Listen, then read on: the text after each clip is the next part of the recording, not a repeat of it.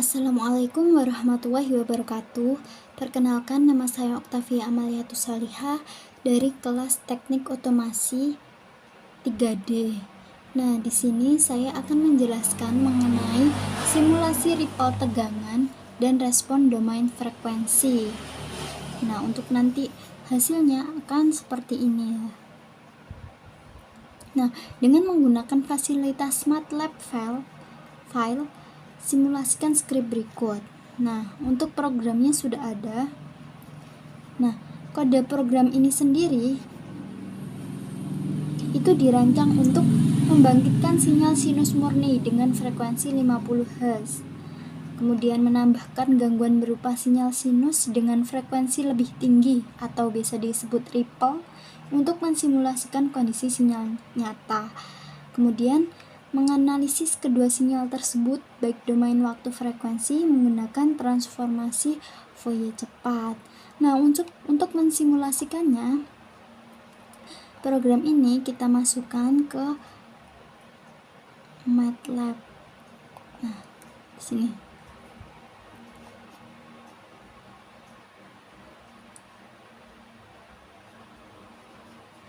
Nah, ini untuk program yang tadi.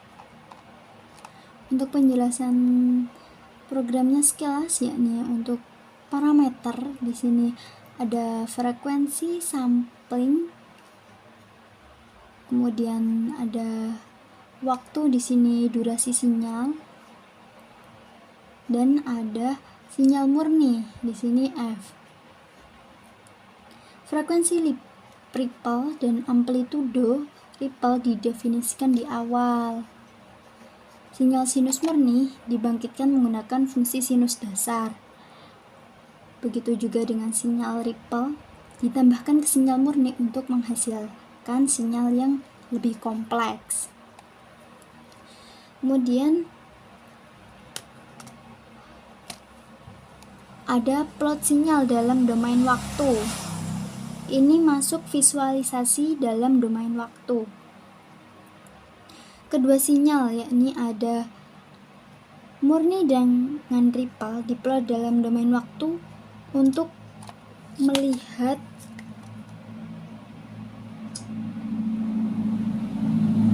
bentuk gelombang secara visual.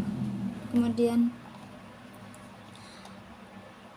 di sini ada analisis domain frekuensi. Nah, di sini ada FFT atau transformasi Fourier cepat, digunakan untuk mengubah sinyal dari domain waktu ke domain frekuensi.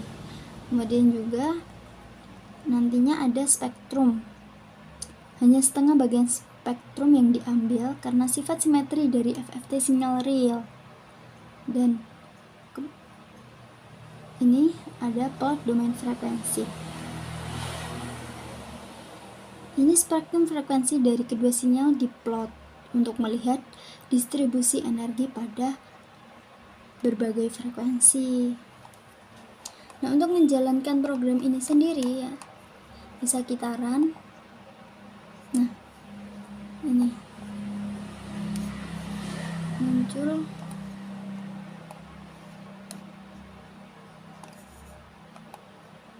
Nah, di sini untuk bagian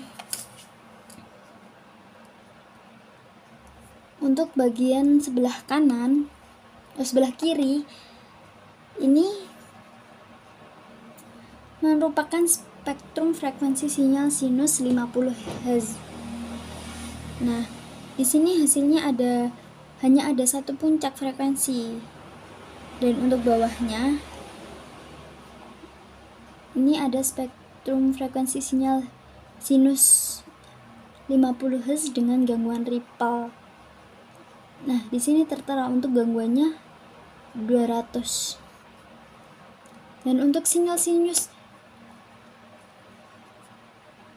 50 Hz-nya sendiri bisa terlihat ya. Dan gangguannya juga.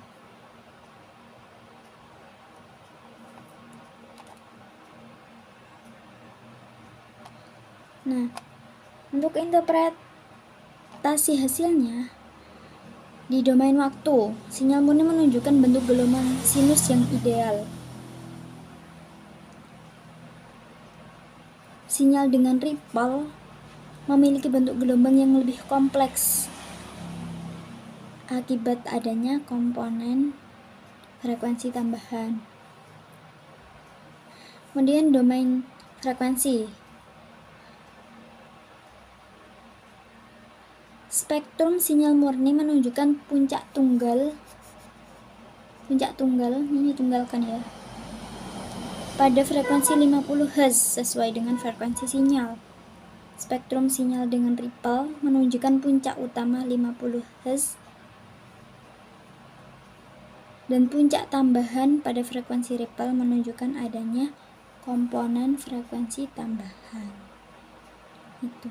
Jadi kesimpulannya, tujuan kita untuk mensimulasikan ini yakni untuk memahami konsep dasar dari pembangkitan sinyal sinus, mengenal efek penambahan gangguan pada sinyal, dan mempelajari penggunaan FFT untuk menganalisis spektrum dan frekuensi suatu sinyal.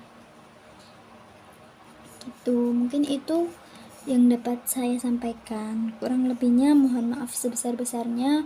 Mungkin ada salah kata atau kekeliruan. Terima kasih. Wassalamualaikum warahmatullahi wabarakatuh.